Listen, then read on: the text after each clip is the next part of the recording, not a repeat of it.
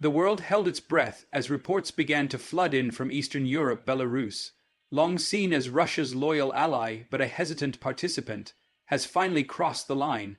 Under orders from President Alexander Lukashenko, Belarusian forces have officially entered the war. What started as a regional conflict between Russia and Ukraine has now expanded, and this time the consequences could be global.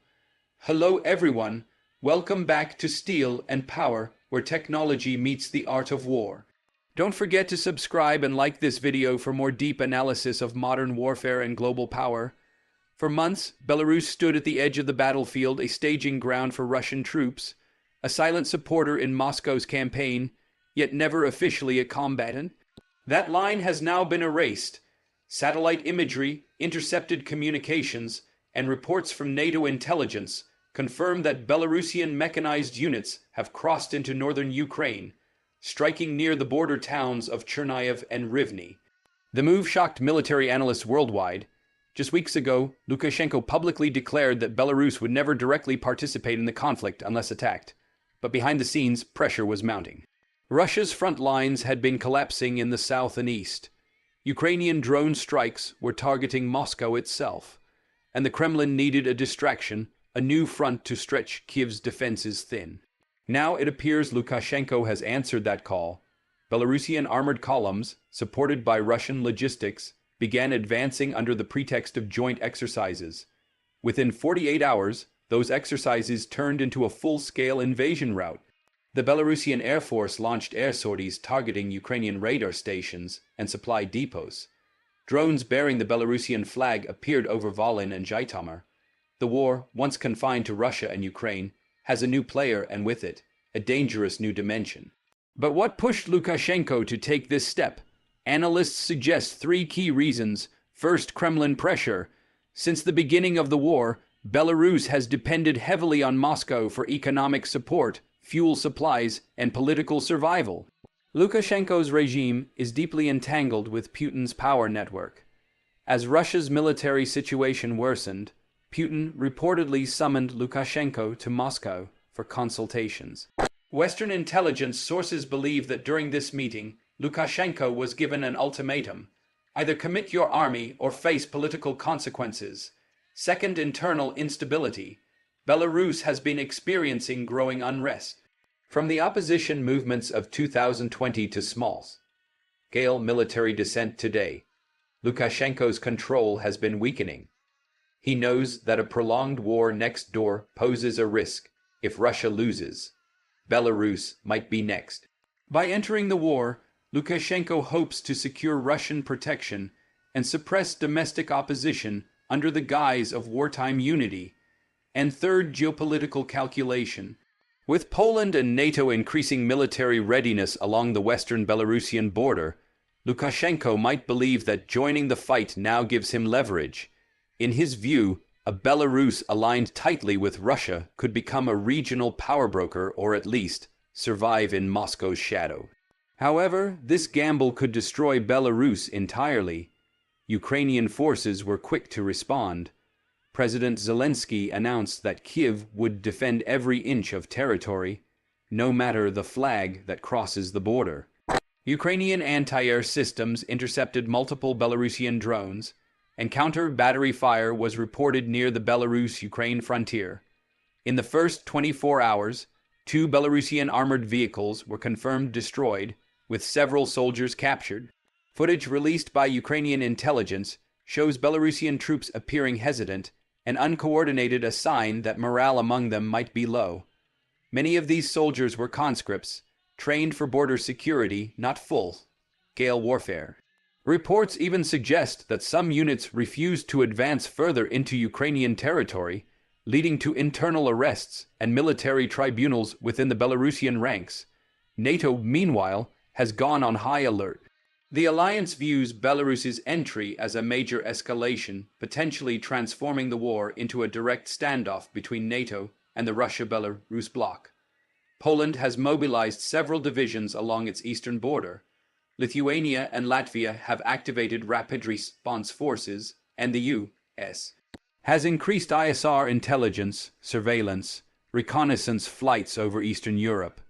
A senior NATO official stated, "If Belarus continues military operations against Ukraine, we will consider it a co-belligerent, and all consequences will follow." That phrase, all consequences, is heavy with meaning. It opens the door to sanctions, cyber operations, and potentially the deployment of NATO forces to reinforce Ukraine's northern defense lines. But perhaps the most unpredictable variable is Lukashenko himself. Known for his erratic decision-making and shifting loyalties, he's walking a knife's edge. For years, he balanced between East and West, trading threats for concessions, playing mediator in peace talks, while secretly allowing Russian troops to operate freely on Belarusian soil. Now, by openly joining the war, he has burned that bridge. The European Union has already announced a new sanctions package targeting Belarusian banks, airlines, and state industries. The United States has followed suit, freezing assets linked to Lukashenko's inner circle. Inside Belarus, fear is spreading. Videos on Telegram show long lines of young men at border crossings, attempting to leave the country before a potential mobilization. Mothers are seen crying outside recruitment centers, pleading not to send their sons into a war many see as Putin's mistake. Opposition leader Sviatlana Tsikhanouskaya, exiled in Lithuania, declared, "Lukashenko has condemned Belarus to destruction. This is not our war. This is his survival." And yet, from Minsk, Lukashenko presents a different picture. In a fiery televised address, he announced, "Belarus will not be intimidated. We are defending our people, our sovereignty, and our alliance with Russia. Those who threaten us from the West should remember our patience is not infinite." Behind him, Russian and Belarusian flags stood side by side, a symbolic image that many see as the final confirmation that Belarus has ceased to be an independent actor. Military analysts now predict three possible scenarios. Scenario 1. Belarus's intervention remains limited, focused on diversionary attacks along the northern border to force Ukraine to redeploy troops from the Donbas and Kharkiv fronts. This would give Russia temporary breathing room, but little strategic gain. Scenario 2. Belarus commits fully, launching a multi-front offensive in coordination with Russian reinforcements. This would threaten Kiev from the north, again reminiscent of the early days of the war, but the chances of success are slim. Ukraine's defenses are stronger, more fortified, and backed by real-time NATO intelligence. Scenario 3. Internal collapse. If Belarusian casualties mount quickly, or if the military revolts, Lukashenko could face mutiny. In that case, Belarus might descend into chaos, something Moscow would not tolerate. Russian special forces could intervene directly, effectively turning Belarus into a de facto Russian protectorate. Whichever scenario unfolds, one thing is certain: the balance of power in Eastern Europe has shifted once again. Internationally, this move isolates Belarus further. China has issued a cautious statement calling for restraint from all sides. A diplomatic signal that even Beijing might be uneasy with Minsk's escalation. Meanwhile, the UN Security Council is preparing an emergency session, though Russia's veto power will likely block any resolution. For Ukraine, this is both a challenge and an opportunity. While new threats emerge in the north, Kiev sees a chance to expose the weakness of the Belarusian regime. Ukrainian officials believe that sustained resistance combined with information warfare and outreach to Belarusian soldiers could trigger internal dissent within the enemy ranks. Already, reports indicate that several Belarusian officers have contacted Ukrainian intelligence, expressing discontent and reluctance to fight. On the battlefield, the air war intensifies.